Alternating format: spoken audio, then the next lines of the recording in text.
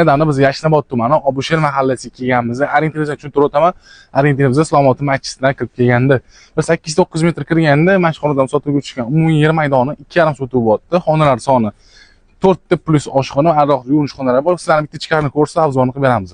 Tarozi xonamizni ko'rib turibsiz, bitta mashinamiz bemalol sig'adi. Bu yerga uyimizda uzun holatda tushgan. Hop, bu yoq tarafimizda ko'rib turgan bitta alohida kichkina koridorimiz oldida o'zining mehmonxonasi bo'ladi.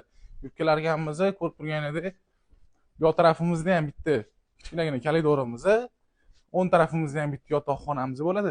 Chap tarafimizda ham tedesskiy spalniyamiz bo'ladi.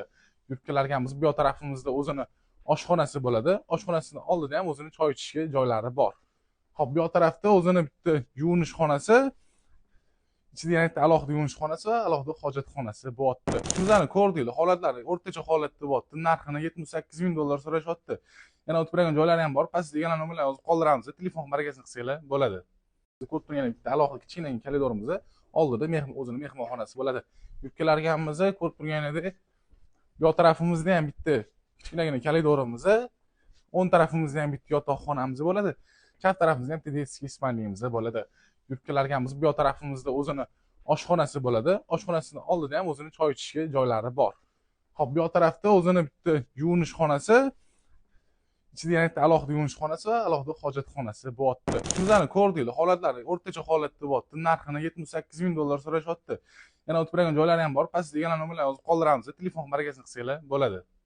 Koridorimiz, o'ng tarafimizda ham bitta yotoqxonamiz bo'ladi.